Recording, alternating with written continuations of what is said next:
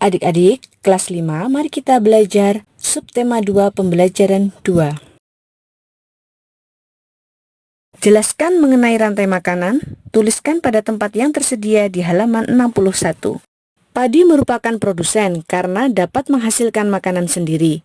Setiap produsen akan dimakan oleh konsumen tingkat 1, yaitu tikus.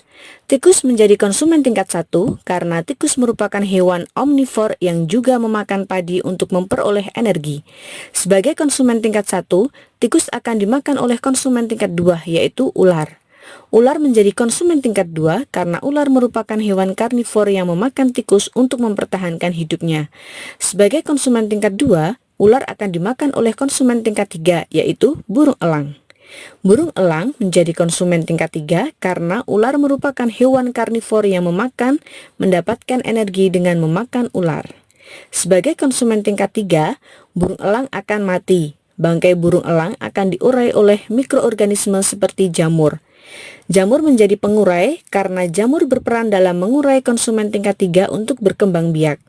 Hasil penguraian yang terdiri dari zat-zat tertentu yang kemudian akan masuk ke dalam tanah dan dimanfaatkan oleh tumbuhan sebagai sumber makanan. Selanjutnya, teman-teman juga diminta berdiskusi untuk menjawab pertanyaan-pertanyaan yang tersaji pada halaman 61. Nomor 1. Apa yang dimaksud aliran energi pada sebuah rantai makanan? Aliran energi pada sebuah rantai makanan adalah perpindahan energi dari satu makhluk hidup ke makhluk hidup yang lain dari peristiwa makan dan dimakan pada suatu rantai makanan.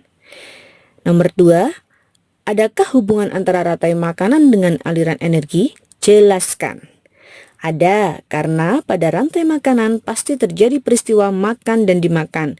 Ketika suatu makhluk hidup memanfaatkan atau memakan makhluk hidup lain, maka akan terjadi perpindahan energi berupa zat-zat yang dibutuhkan untuk bertahan hidup bagi makhluk hidup tersebut. Nomor 3, jelaskan peran produsen penting dalam sebuah rantai makanan. Produsen merupakan satu-satunya komponen yang mampu memproduksi makanan sendiri. Produsen juga menjadi komponen yang akan dimakan oleh konsumen tingkat ke-1 agar rantai makanan tetap berjalan. Nomor 4, rantai makanan pada puncaknya disebut konsumen puncak. Apabila konsumen puncak punah, apa yang akan terjadi pada konsumen ke-1 dan konsumen kedua? Jumlah konsumen ke-1 akan berkurang secara drastis karena dimakan oleh konsumen kedua yang lebih banyak. Sedangkan jumlah konsumen kedua akan bertambah banyak karena tidak ada konsumen puncak yang memakan mereka.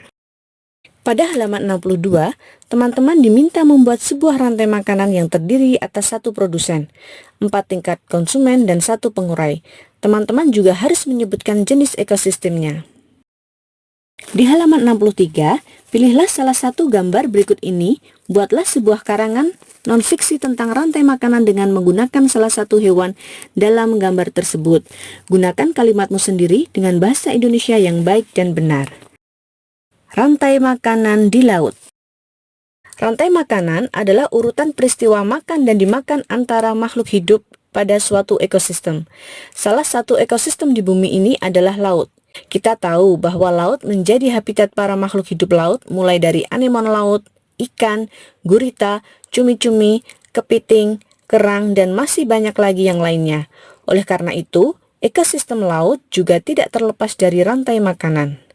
Salah satu rantai makanan laut ini melibatkan paus orca, yang merupakan paus pembunuh. Beberapa makhluk hidup lain yang terlibat antara lain fitoplankton, zooplankton, ikan teri, ikan tuna, anjing laut, dan organisme pengurai. Setiap makhluk hidup tersebut memiliki peran dalam rantai makanan, yaitu produsen, konsumen, dan pengurai. Dalam ekosistem laut, fitoplankton menjadi produsen karena mampu memproduksi makanannya sendiri dengan bantuan cahaya matahari dan zat-zat kimia tertentu. Sebagai produsen, fitoplankton menjadi mangsa bagi zooplankton. Zooplankton merupakan organisme kecil di laut yang termasuk ke dalam herbivore karena memakan tumbuhan fitoplankton untuk mendapatkan energi. Sebagai konsumen tingkat ke-1, zooplankton akan dimakan oleh konsumen tingkat kedua, yaitu ikan-ikan teri. Ikan-ikan teri akan dimangsa oleh konsumen ketiga, yaitu ikan-ikan tuna. Sebagai konsumen tingkat ketiga, ikan-ikan tuna menjadi makanan bagi anjing laut yang merupakan konsumen tingkat keempat. Anjing laut memang menyukai ikan-ikan seperti ikan tuna. Paus orca menjadi konsumen tingkat 5 atau konsumen puncak karena hewan ini termasuk hewan karnivor. Paus orca suka memangsa anjing-anjing laut. Seiring berjalannya waktu, paus orca akan mati. Bangkai paus orca akan diuraikan oleh pengurai. Zat-zat penting pada bangkai paus akan larut di lautan. Peristiwa makan dan dimakan pada ekosistem laut ini akan terjadi terus-menerus selama ekosistem laut tetap terjaga. Berikut adalah beberapa tari daerah yang mengetengahkan tentang berkah Tuhan lewat ekosistem di sekitar. Tari tradisional Caping Ngancak yang berasal dari Lamongan, Jawa Timur, menceritakan tentang kehidupan petani. Tari ini menggambarkan para petani yang sedang bekerja mulai dari menanam, merawat, hingga memanen padi. Seperti penari sebenarnya, para petani juga mengenakan caping. Caping merupakan penutup kepala yang biasa dikenakan petani saat bekerja di sawah. Caping berbentuk kerucut terbuat dari anyaman bambu. Tari Alang Babega dari Minangkabau, Sumatera Barat, merupakan sebuah tarian khas daerah yang menggambarkan burung elang yang melayang-layang di udara. Burung elang ini mengepakkan sayapnya, mencari mangsa, kemudian menukik dan menyambar mangsa tersebut. Ayo berlatih.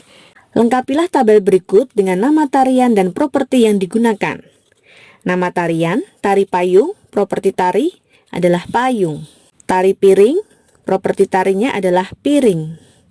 Tari topeng, properti tarinya adalah topeng. Tari remo, properti tarinya adalah keris. Tari baksa kambang, properti tarinya adalah rangkaian bunga. Tari legong, properti tarinya adalah kipas. Tari kuda lumping, properti tarinya adalah kuda-kudaan. Kemudian selanjutnya, menurut pendapatmu, apakah properti tari yang digunakan memperkuat pesan yang disampaikan lewat tarian?